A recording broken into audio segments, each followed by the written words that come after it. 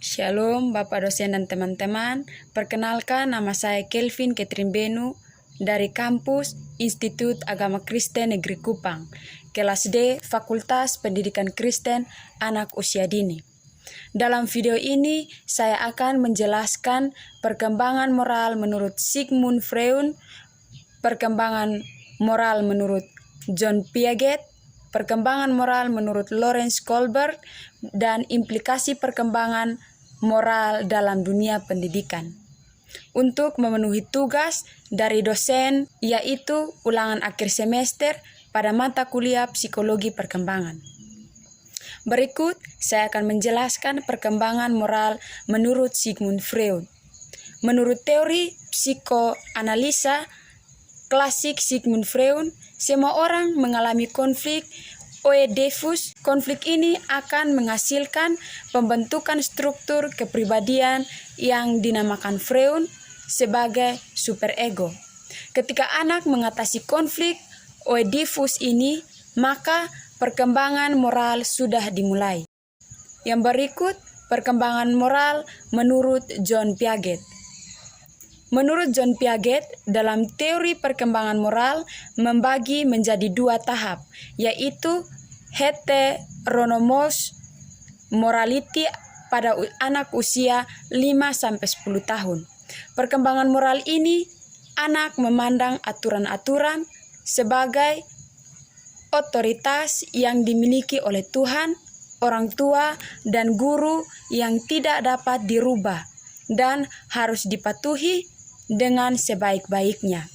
Dan yang kedua, autonomous morality atau morality of cooperation pada anak usia 10 tahun ke atas. Moral tumbuh melalui kesadaran bahwa orang dapat memiliki pandangan yang berbeda terhadap tindakan moral. Pengalaman ini akan tumbuh menjadi dasar penilaian anak terhadap suatu tingkah laku.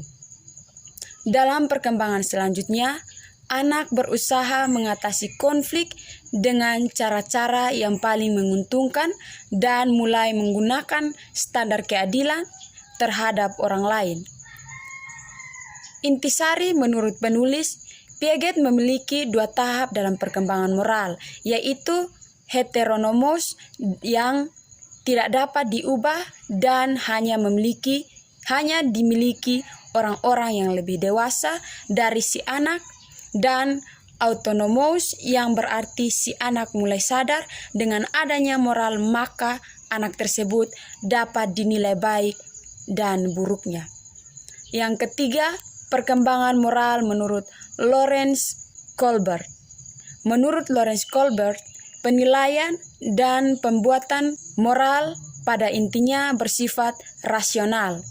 Keputusan dari moral ini bukanlah soal perasaan atau nilai, melainkan selalu memandang suatu tafsiran kognitif terhadap keadaan, dilema moral, dan bersifat konstruksi kognitif yang bersifat aktif terhadap titik pandang masing-masing individu, sambil mempertimbangkan segala macam tuntutan, kewajiban, hak, dan keterlibatan setiap pribadi terhadap sesuatu yang baik dan juga adil. Kesemuanya ini merupakan tindakan kognitif. Kohlberg juga mengatakan bahwa terdapat pertimbangan moral yang sesuai dengan pandangan formal harus diuraikan dengan yang biasanya digunakan remaja untuk mempertanggungjawabkan perbuatan moralnya. Yang berikut, implikasi perkembangan moral dalam dunia pendidikan.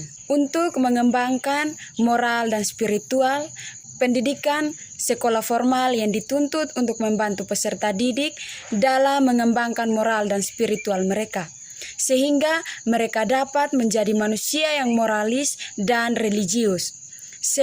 Sejatinya, pendidikan tidak boleh menghasilkan manusia bermental benalu dalam masyarakat, yakni lulusan pendidikan formal yang hanya menggantungkan hidup pada pekerjaan formal semata. Pendidikan selayaknya menanamkan kemandirian, kerja keras, dan kreativitas yang dapat membekali manusianya agar bisa survive dan berguna dalam masyarakat. Strategi yang mungkin dilakukan guru di sekolah dalam membantu perkembangan moral dan spiritual peserta didik yaitu sebagai berikut. A. Memberikan pendidikan formal dan keagamaan melalui kurikulum tersembunyi, yakni menjadi sekolah bagi atmosfer moral dan agama secara keseluruhan. B.